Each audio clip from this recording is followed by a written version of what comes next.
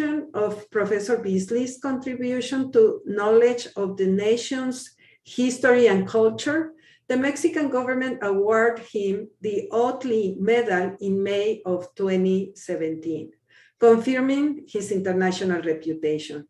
His founding editor-in-chief of the Latin America History section of Oxford Research to knowledge of the nation's Professor Beezley, is history and culture. To have you the Mexican government with us and to hear about what really happened with the independence of Mexico. Thank you very much.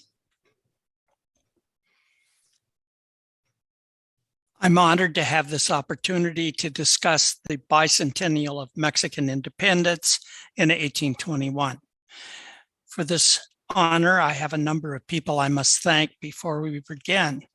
First, I have to thank the Mexican Council in Tucson, the Honorable Rafael Barceló, and Consul Li Wong, also at the consulate here in Tucson. The director of the UNAM office in Tucson, Doctora Elena Centeno, my good friend and a prominent internationally known geologist that I hope we will hear from sometime soon. I also have to thank the UNAM Tucson Associate Director and our host today, Dr. Arnoldo Bautista, and the organizer and director of Mexican initiatives at the University of Arizona, Dr. Luis Coronado, who could not be with us today. I'm going to share my screen, and I hope you will see some remarkable images.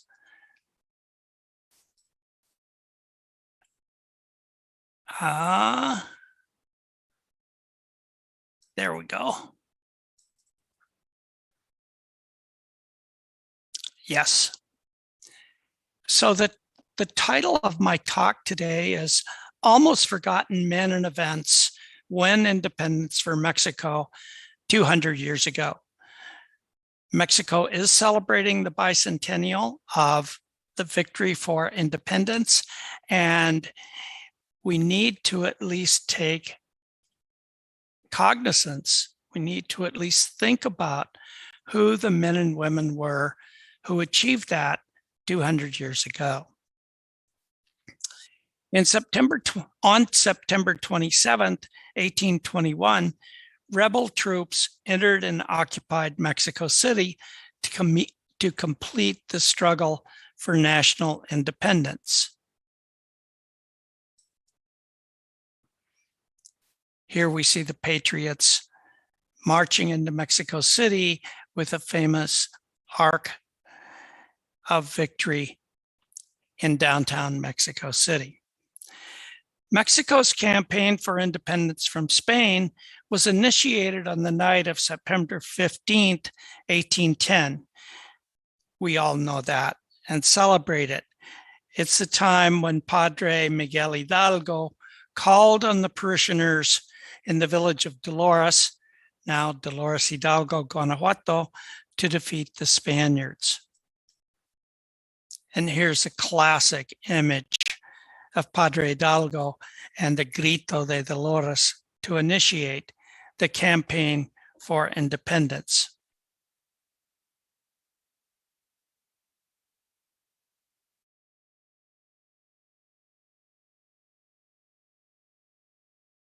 Allende, for whom the town of Allende is named today, was one of these prominent early patriots, and Josefa Ortiz de Dominguez, who in Mexico City acted as a spy, acted as a spy and provided information to the patriots that helped them during the first 2 years of their struggle. After Hidalgo, Allende, and additional patriots were captured and executed, others continued the struggle for independence and are known also to all Mexicans. These patriots included Padre Jose Maria Morelos, shown in this image, who often wore a red headscarf around his head and was perhaps the most successful military officer, even though a priest, successful military officer, and organized an independent Mexico stretching across much of the central of the country from 1812 to 1815. Two other early patriots that deserve recognition were Ignacio Guerrero, shown here, and Guadalupe Posada, whose birth name, Jose Miguel Ramon Aducto Fernandez y Felix, is another of these early prominent leaders of importance. This is in the period from 1810 to 1815. And we should note here that these two men, Guerrero and Victoria, were Mexico's first and second presidents of the Mexican Republic. Moreover, Guadalupe Victoria, by adopting this patriotic name, demonstrated the close ties between the independent republic and the Roman Catholic Church, and how Catholicism provided context for politics of the new nation. In addition, Guerrero, let's go back to him for a second. Guerrero was the first Afro-Mexican president, and this was ignored for many years, his racial and ethnic background, but it demonstrates early on how Mexicans had a response to the need for diversity within their nation, and he offered that to Afro-Mexicans, just as Benito Juarez would later do for indigenous Mexicans in the mid-19th century. As important as all of these patriotic leaders were, none of them, through their contributions, created the new nation of Mexico. None of them created independent Mexico. None of them is being celebrated in 2021 for the bicentennial of Mexican independence. The man who was most important for achieving independence was the nearly forgotten, or at least almost always overlooked, Agustin de Iturbide. Iturbide was an army officer, a general, and a politician. He was born in Morelia, Michoacan. His father was from a prominent family of the Basque gentry, and his father was deeply involved in Basque trade and commercial activities with Mexico and through Mexico into the Philippines. He represents a critical aspect of late colonial, early national commercial activity in Mexico in the hands of Basque families that we should recognize. And his mother was the daughter of a powerful, wealthy Criollo family in Michoacan who held a number of haciendas and also had mining activities. Consequently, Augustine had powerful political, social, and economic connections throughout the colony, throughout New Spain, and for this reason, when the struggle for independence began, Augustine fought against the Patriots and against the idea of independence for Mexico. For the first 6 years of the struggle, 1810 to 1816, Iturbide was one of the harshest generals opposed to the Patriots. And he very quickly developed a reputation for his personal corruption, scooping off money from military budgets, and for cruelty against the Patriots. On Good Friday in 1815, Iturbide ordered the execution of 300 Patriot prisoners.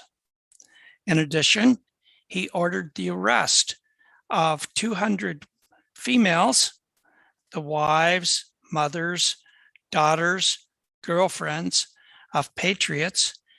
He ordered their arrest and had them placed in the homes of Criollo families in Michoacan and other places, and had them work as maids and other almost slave-like occupants in those homes. His actions against the rebels became so notorious that in 1816, Iturbide was relieved of his command by the viceroy. A year later, through his family and political connections, who brought pressure on the viceroy, Iturbide was reinstated. But he adopted a different view privately of the Spanish and the idea of independence of New Spain. We have learned recently, it's hard to imagine we didn't know this, but we have learned in the last 20 years through discovered correspondence that Iturbide carried on an exchange of letters with Ignacio Guerrero from 1816 to 1820. And these two men discussed the possibility of Mexican independence and of collaboration in making that happen. Iturbide and Guerrero eventually built a successful political and military coalition that would gain the independence of Mexico.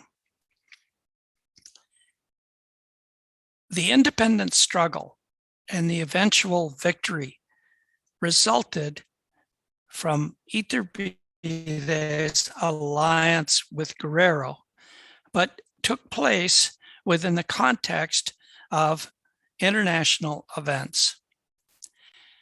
Padre Hidalgo initiated the struggle for independence in response to European events. In particular, Iturbide and early patriots reacted to the creation of Napoleon's empire and Napoleon's arrest of the Spanish king, Ferdinand VII.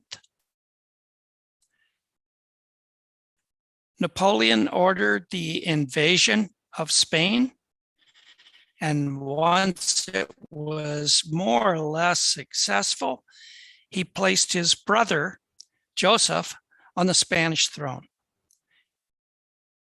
Spaniards in Spain and in New Spain fought against this French-controlled Spanish kingdom.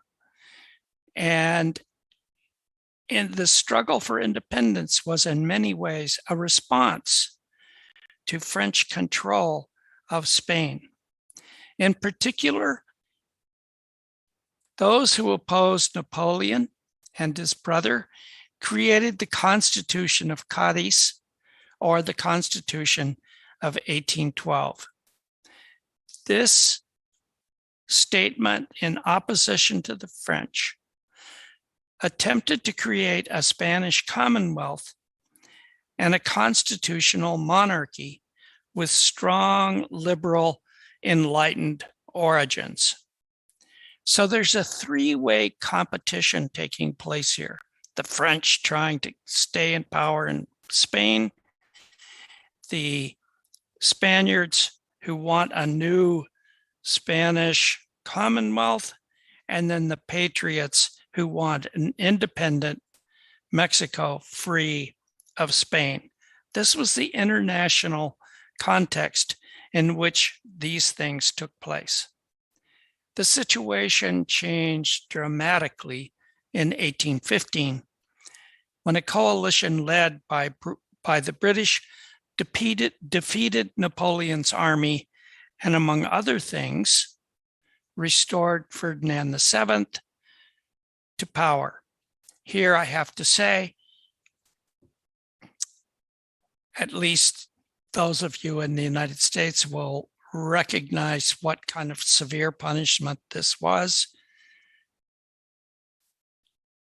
King Joseph, Ferdinand's brother, was removed from the throne of Spain and sent into exile in New Jersey. Think of that. Living in New Jersey for the rest of your life as a punishment. Baffling. In addition, King Ferdinand immediately rejected the Constitution of 1812, the Constitution of Cadiz, and determined to restore his authority in Spain without restraints and throughout his colonial empire. He planned to send Spanish reinforcements to the New World, both to New Spain and to South America, to snuff out campaigns for independence. And it's in that situation, as so often happens in history, events had unexpected consequences. And the unexpected consequences were the actions of the Spanish general Rafael Riego. Rafael Riego was in charge of an expedition in Cadiz that was supposed to go to South America and was supposed to defeat the Patriots there, while other troops were going to go to New Spain and discuss and defeat the Patriots there. Instead, Riego launched a revolt, seized control, and forced Ferdinand to accept the Constitution of 1812 with its liberal requirements. This led to a new movement, a new stage, a new place in the movement for independence. The Constitution made the king a constitutional monarch, limited with a parliament, regulated the activities of the Catholic Church in Spain and the colonies, and established equality of elites in Spain and the colonies in the fashion of a commonwealth.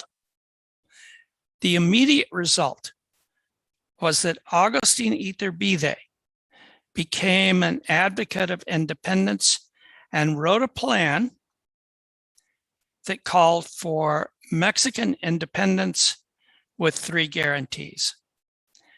These 3 guarantees, liberty, religion, and equality or union, were also called the Plan of Iguala. Once Iturbide had this plan, he reached an agreement with his rebel correspondent, Ignacio Guerrero, and that is identified as the embrace of Acatempan. This is a famous painting of the agreement between Iturbide and Guerrero. And together, this new combination successfully defeated Spanish troops entered Mexico City and proclaimed independence on September 27th, 1821. Independence came with 3 guarantees. Today, these 3 guarantees sound quite liberal, quite on the left, quite something we could all live with.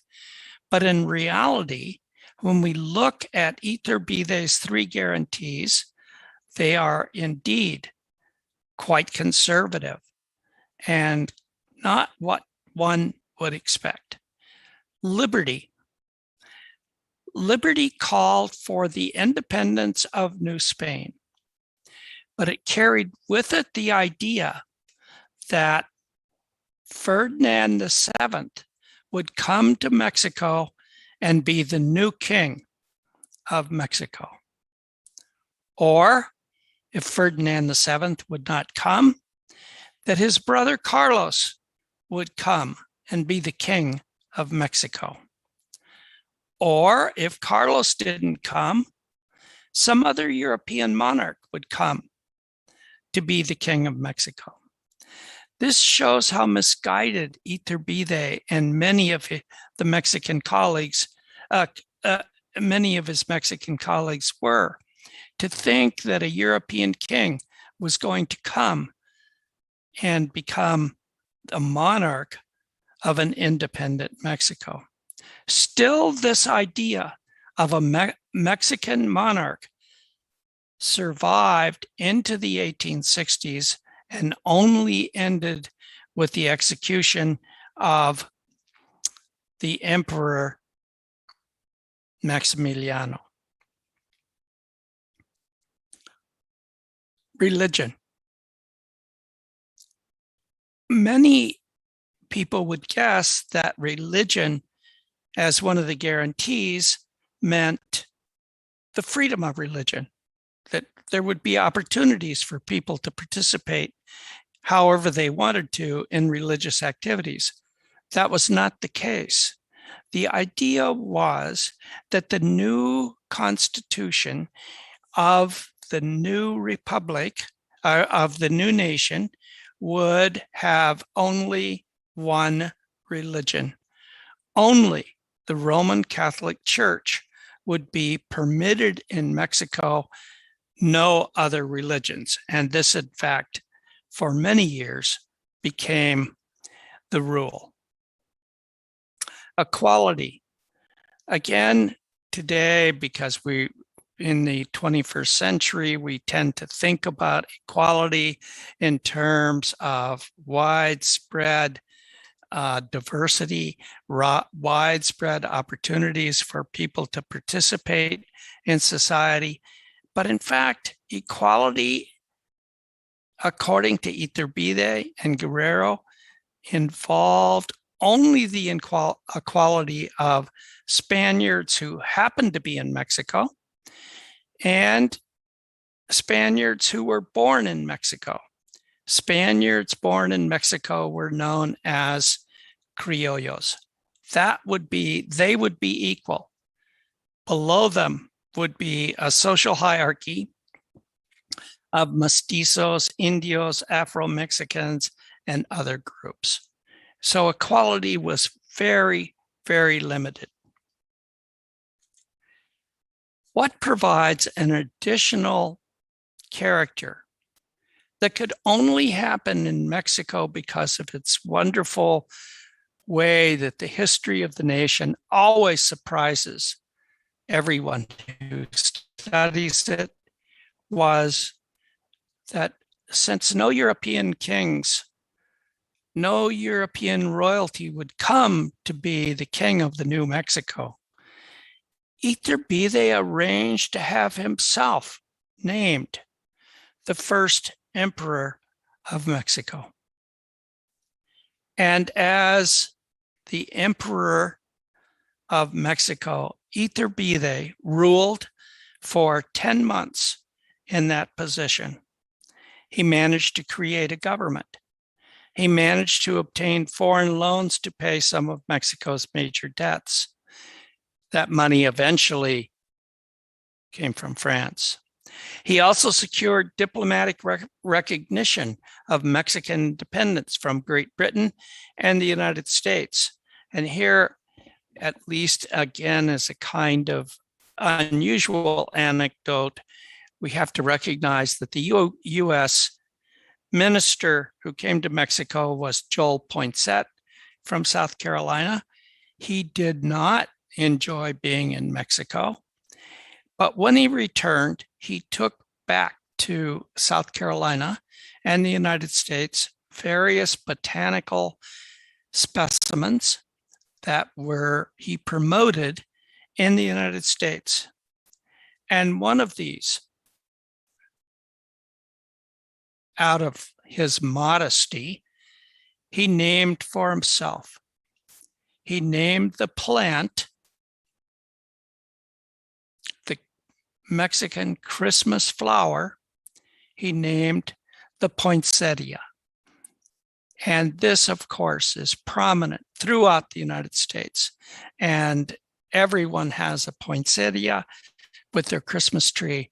And it's a tribute to Mexico, even though it bears the name of this grouchy South Carolinian who was there.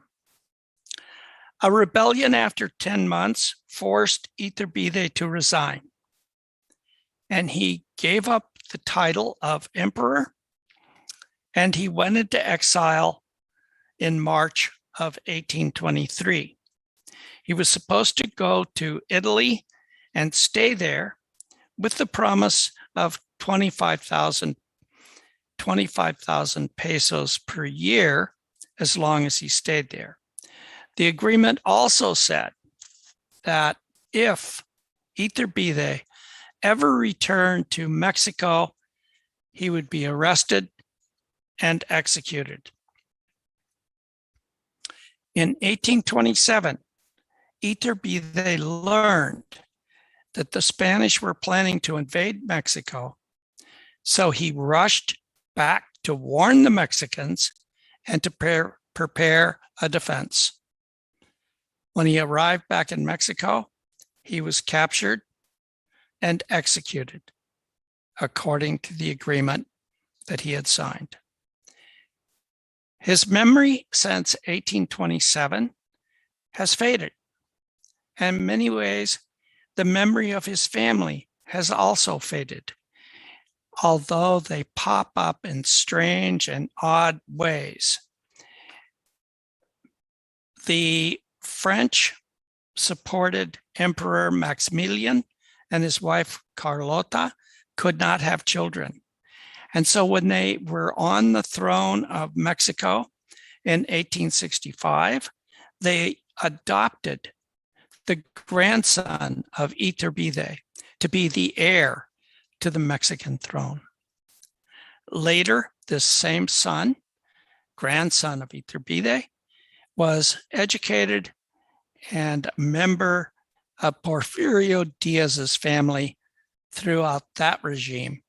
He was the same age as Porfirio, one of Porfirio's sons, and they went on together. The wife of Iturbide and members of the family moved to Baltimore in the United States, where for many generations they taught Spanish to people of Maryland who wanted to do business with Mexico. Iturbide, a man with certain events who is responsible for Mexican independence 200 years ago. And the whole process of achieving this independence created 4 developments that became patterns over the next 200 years of Mexican independence. These 4 patterns are, first, that the major political changes in Mexican history since independence, beginning with independence, have come from the provinces. Iturbide was from Michoacan. If we look at the reform, the revolution, the presidential change in 2000, the initiative of those major political changes have come from the provinces. A second critical pattern is that individuals who have directed Mexico's major political changes have also come from outside the national capital. Iturbide from Michoacan, Santana from Veracruz, Juarez from Oaxaca, Madero from Coahuila, Cárdenas from Guanajuato, and Fox in 2000 from Guanajuato as well. Still, we have to also see that the major events that have taken place in Mexico have taken place within an international context that doesn't cause what happened in Mexico, but is related to it. The Riego Rebellion, the French invasion, the US-Mexican War, US President Wilson's program for Latin America, US Good Neighbor policy are all part of the context in which major Mexican events have occurred. Finally, we have to recognize that for major political changes, for major political success, whether they take place in an international context, whether they're motivated by individuals from the provinces, whether the movements come from the provinces, success means, as Iturbide knew, the occupation of the national capital. And that's still the case today. And so we celebrate September 27th, 1821. Today we celebrate that as 200 years of the achievement of Mexico as an independent nation and its history since that time. Thank you.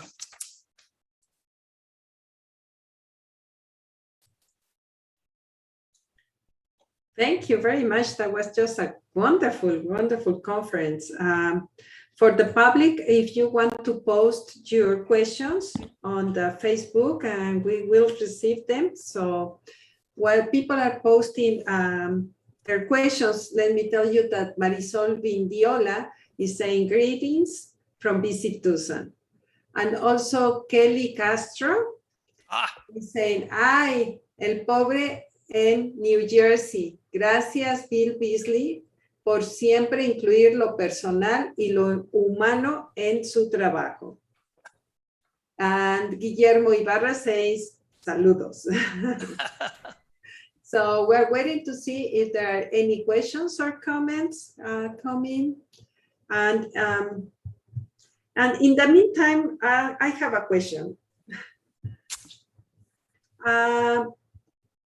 When and why Iturbide was so put into the darkness of history? Why is such a character that is not remembered as one of the key characters in the independence of Mexico? Just because he tried to be an emperor, or why? I think a major factor is that the person who helped to get him into exile, who helped to change Mexico to a republic, was Antonio López de Santana. Mm. And Antonio López de Santana is such a charismatic, such a prominent individual who had such a following that I think he overshadowed in many ways Iturbide. Plus, you know, Iturbide was very much involved with Iturbide's success. I think he worried more about Iturbide than about Mexico. So I think that's the other reason. Let me see if there is any questions coming from the public. No questions so far.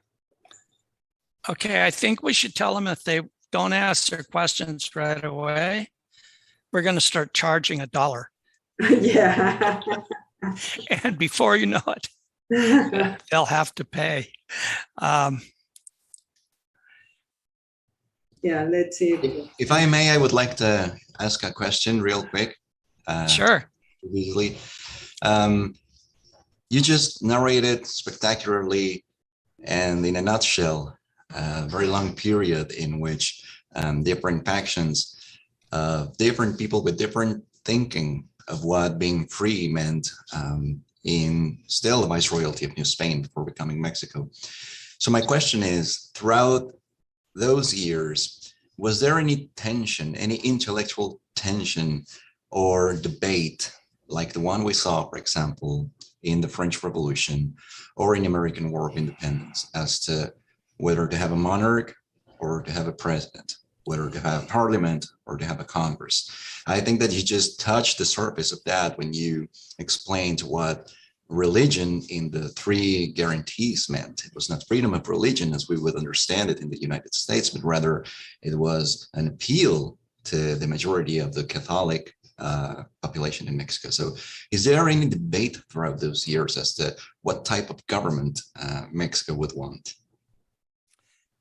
Absolutely. And I think that one of the ways Mexico is shortchanged during this period is that there is a very important, crucial debate that takes place not only in Mexico, but in Cadiz with the Congress of people who were there in 1812 talking about the new Constitution. This is a very lively, very explosive, they didn't actually explode anything, but very prominent way of trying to settle these crucial issues. And there's debate between Allende, Hidalgo, and the other members of the first patriotic groups about what kind of nation, once they achieve it, should it be. I have to say that it's remarkable that the Constitution of 1812, the Constitution of Cadiz, of which about 15 Mexicans were involved in the writing of that as delegates, that Constitution became the model used for the Greek Republic later, and several other major liberal constitutions, including the Italian Constitution in the 1880s, are based on the Constitution of 1812, the Constitution of Cadiz, in which Mexican intellectuals and politicians played a major role. And as I said, that gets overlooked too often at how powerful and important these political thinkers were.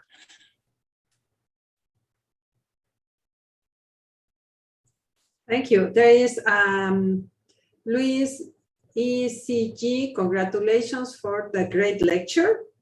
And there is a question from Jorge Zavala. He says, hi, Dr. Beezley. It was nice to listen to your talk. How do you interpret that Mexico has been a highly centralized country, considering that these reformers have been overall from the provinces, from the states? Well, I think that Mexico has not been that highly centralized. It appears that it has been, but not always that centralized, and certainly not through the first half century. Today, yes, there's much greater centralization. but it was not that highly centralized. And some of the early leaders, Valentin Gomez Farias, Antonio Santana, these groups, these individuals supported more of a regional rather than a centralized authority. So I think that it's a mistake probably imposed by textbook writers in the United States who didn't really know how widely dispersed Mexican political views were. You certainly don't get that impression looking at the textbooks of Mexican writers of the time. Thank you. That was a question from Liliana Toledano. And there is another question from Luis. Hi, Dr. Beezley. It was nice to listen to your talk.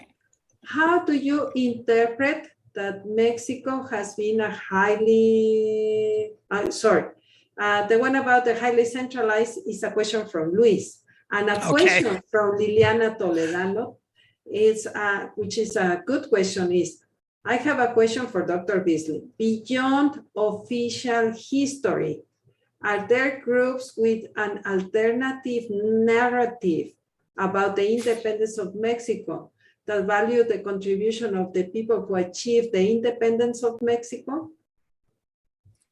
That's from Liliana. See, Liliana knows that I'm going to be asking her comp questions soon. And so she keeps starting this out. And I'm going to ask that same question on her comprehensive, I think. Yes, I think so. I think that the movement for independence from 1815 to 1821 really is shaped by communities, by regional groups, and eventually Iturbide succeeds and carries it out. But the movement for independence from 1815 to 1821 only survived because of the community groups who were trying to obtain opportunities for themselves, equality for themselves, a good life for themselves. And so I think Liliana is absolutely right. For half of the struggle, it's popular organizations, popular masses that keeps this struggle for independence alive. You like that answer? Yeah, that's a very good one. So, well, it looks like we don't have any more questions coming in. Okay. Yeah. Well, let me see if there is anyone. No more questions. Yeah, we're going to start charging them 1 peso per minute if they don't ask any questions. Exactly. Well, I'm going to be asking questions about geology when that talk comes up. We know that. Thank you. Perhaps if I may present a follow-up questions. Sure. Professor, could you tell us a little bit about where was the indigenous population at the moment of independence? And the question comes from the fact that during the Habsburg dynasty, it seemed that the indigenous people would have their rights and their land respected in what was a clear stratification, a social stratification that virtually replicated that of noble Europe, of the nobility in Europe. Throughout the time and throughout the passage of the centuries, everyone mingled with each other, and it was very difficult to have track or to keep track of who was whom or who pertained to which category in the viceroyalty. So it seemed that when the independence came, that somehow got into conflict with 2 ideas. The first one was that everyone was equal, just for being an individual, but at the same time that, the dominating classes wanted to keep that stratification somehow without necessarily continuing this categorization that existed in the viceroyalty. So could you tell us a little bit about where was the indigenous population in all of this? Well, this is really an important question and a critical question in the early part of the Republic as Mexicans tried to sort out what their nation was biologically, as an ethnicity. And so basically, the decision about ethnicity and where the indigenous population fit fell into the hands of the church. And so it's the church who is making those kinds of decisions, because as each child was born, a priest would record that the child's name, but also the ethnicity. And so the priest would decide, often with the parents, but often not. And the priest would say, this is an Indio, this is a mestizo, whatever it happened to be. So community church leaders were most important in deciding ethnicity and how they all fit together. The other important factor that takes place is that the movement of individuals moving from one place to another, when they arrived in Puebla, when they arrived in Mexico City, when they arrived in the far north, wherever they were going, they often decided what they were and who they were. So, they could say, I'm a mestizo, or if it fit the way things were going for them, they would become an Indio. Individuals created their own identities, and it just made sense not for no one else to ask too many questions about that. Just, oh, okay, so you're an Indio, that's good, or you're a mestizo from Puebla, well, okay. And that's what would happen. And so that gets very confusing, especially in northern regions where people don't know. So now everybody in New Mexico loves blue corn tortillas, but those blue corn tortillas were brought probably from Tlaxcala, and they were brought by people who said they were mestizos, or in some cases, criollos, or in some cases, Spaniards when they get to Santa Fe, New Mexico. So I'm a Spaniard. I wanted to get out of Mexico because of independence. So it's a complicated and extremely interesting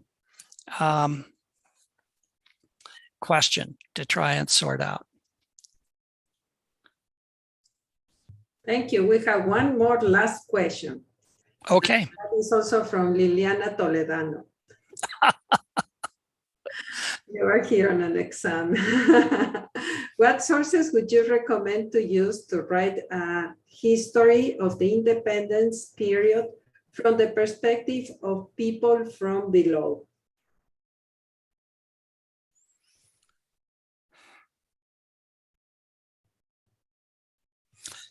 Well, because of the kind of historian I am, I'm a believer in the approach of Luis González y González from the Colegio de Mexico y Microhistoria. So I would look at community histories, community sources for this period to get the micro history of the movement of independence. That would be one thing.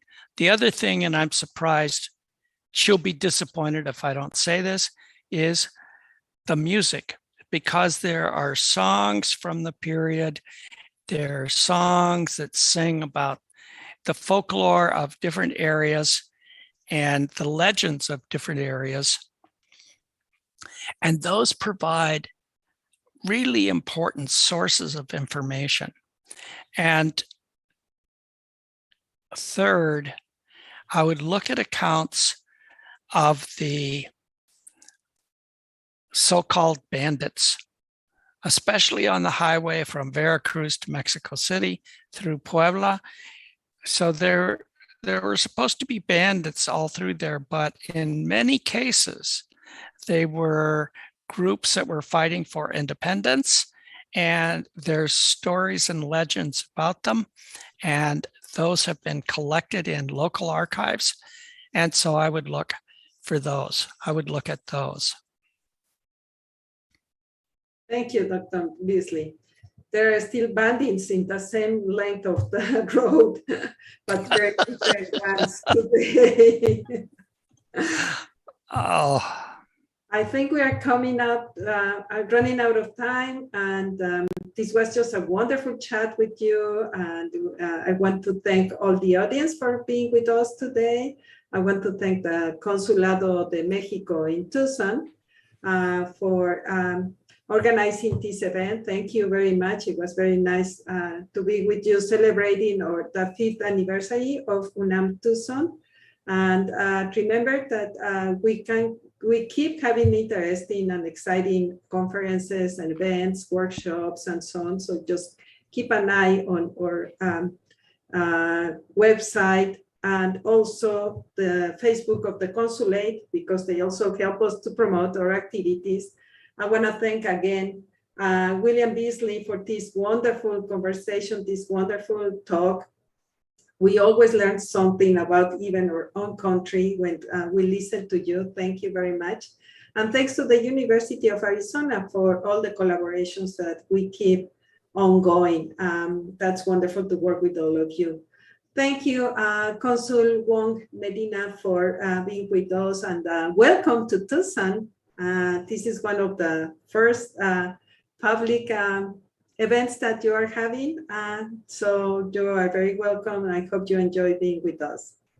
Thank you. It's a privilege joining you all. Saludos a todos. Adiós. Thank you.